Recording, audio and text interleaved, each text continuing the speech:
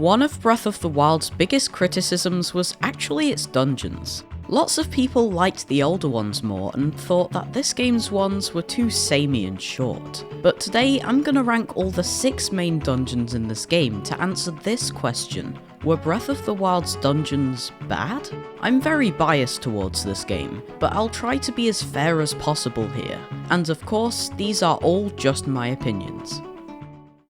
The Divine Beast a lot of people tend to do first is Ruta. It's in the Lanayru Great Spring, and Link needs to free it from Malice to make sure Zora's domain doesn't flood. This Divine Beast has some pretty cool water-themed puzzles, including one where you use its trunk in order to turn this massive water wheel.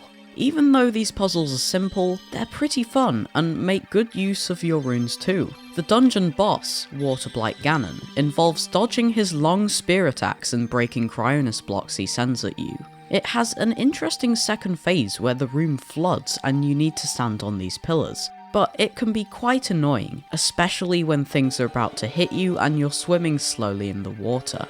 One thing I like about this dungeon is it really makes you feel for Mipha. Her SOS signal is quite prominent in its haunting music, so when you actually get to see her, it makes the moment a lot more impactful.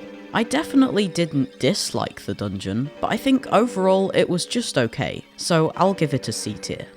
I think Far Meadow has the coolest setting out of all of the Divine Beasts, being in the sky.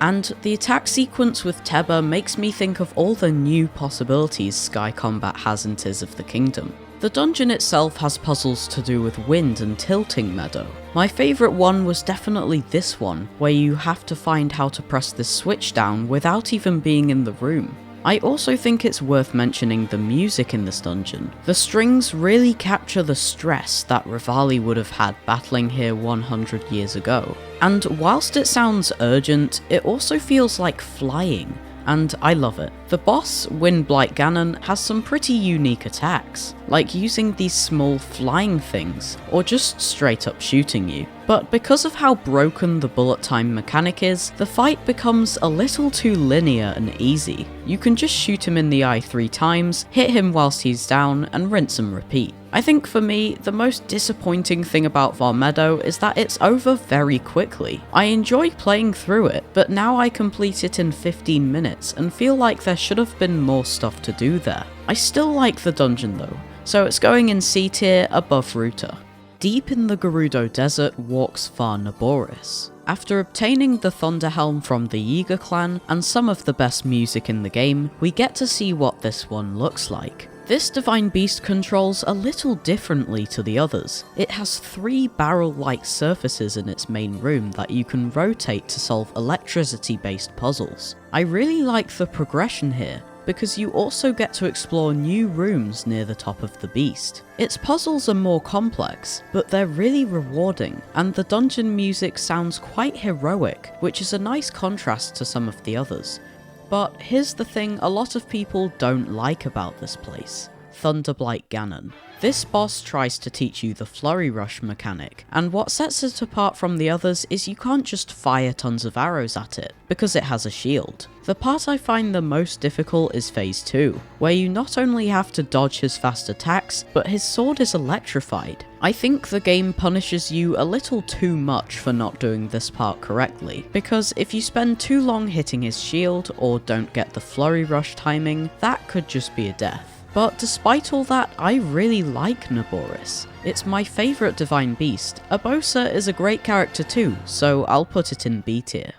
Like Meadow, Rudania also has a pretty awesome setting, being in the crater of Death Mountain. And I really like how it immediately changes things up by making you find the map in total darkness. This time, you can rotate the Divine Beast to the side to solve fire-themed puzzles, and a lot of them are pretty well designed. Like this one, where you need to shoot a blue flame through this tiny gap, or in my case, squeeze through it. Or this one, where you have to rotate the beast in order to guide this orb into its pedestal. I also really like the music here too, which feels very lava-like. It also uses woodwind in it, which is my favourite part. Fireblight Ganon is probably the most simple of all the blights. He uses various fire attacks against you, and there's more emphasis on sword fighting here too. You've also got the classic throw a bomb in its mouth second phase, and the fight gets a little more dangerous towards the end. I quite like Rudania overall because of its fun design and catchy music, so even though it is just another divine beast, I think it does just enough for me to put it in B tier, below Naboris. But even though we covered the 4 divine beasts, the best is still yet to come. At the end of the Champions Ballad DLC, Monk Maz Koshia tells you to return the Sheikah Slate to its pedestal. Then the ground shakes, and all of a sudden you're at the entrance to the final trial. Even though it's in the same ancient Sheikah style as the Divine Beasts, I think the sheer sense of wonder when you walk into this place is what makes it amazing. In the Divine Beasts, you get what I like to call filler terminals, puzzles that are a little too simple, so that when you complete them, it doesn't feel as rewarding as the others. But in this one, none of them are like that at all. You get 4 terminals that each represent a Divine Beast, and are themed around each one too, and for the controls you've got a huge gear which can make objects in the dungeon act in different ways. This time, the puzzles feel much more thought out, and for me, they were a lot more satisfying to complete, such as one where you made the wind go in different directions to paraglide to the terminal. It also has a big central room which you had to explore and fight enemies in to progress. I think this dungeon perfected the Divine Beast formula, but again, it is still short and very similar to the others, so I would put it in B tier. If it wasn't for one of my favourite bosses in the game, that is. At the end of the dungeon, it's just like when you complete a shrine, except the monk gets up from his pedestal and challenges you for one final duel. On a huge arena over the Great Plateau, you face off against none other than Monk Maz Koshia.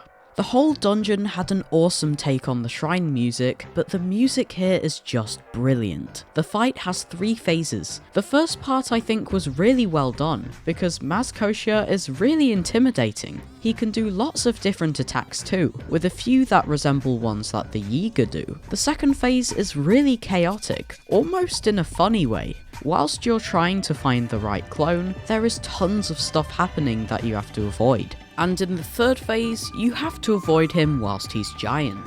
It definitely has flaws, but for me, this dungeon really captures that great feeling when you discover something new in this game. It has an incredible boss, and a perfect reward too, that being the Master Cycle 0, so I think it deserves an A tier.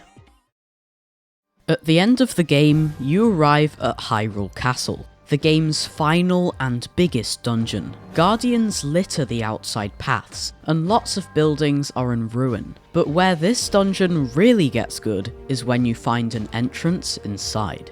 The level of detail they added here is really impressive. You've got rooms like ornate libraries, a dining hall taken over by monsters, and secrets hidden behind crumbling walls. For me, as I ventured deeper into its caverns, it just got better and better. It has hidden bosses, like a Stalnox which you can strike down for the best shield in the game, and puzzles which reward you with overpowered weapons. Another thing I loved about it is it takes it a step further than that, and has bits of the game's lore in it. You can find the king's diary behind a magnetic wall. This reveals that he felt bad about scolding Zelda, and how he had conflicting emotions about how he should act towards her. But for a lot of people, what made Hyrule Castle really disappointing was Calamity Ganon, the final boss of the game. I think it's really climactic, but the issue lies in its design. The thing is, it's Sheikah themed. It kind of merges all of the themes of the previous battles into one, and has attacks from all of the 4 blights, plus a few of its own.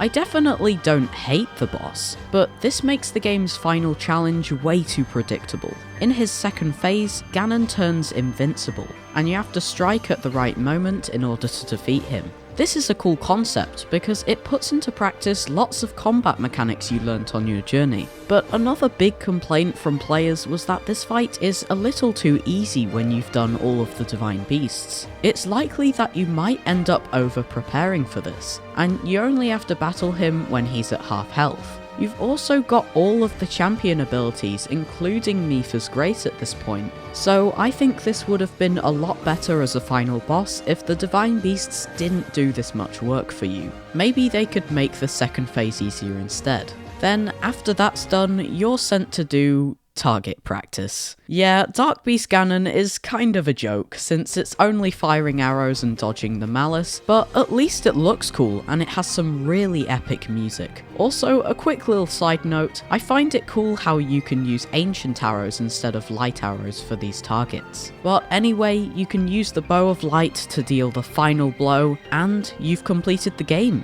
So what did I think of Hyrule Castle? Well, I'm giving it an S tier. The game totally didn't have to put in all of the secret details in the place, but it did, and that's why I think this place has lots of potential.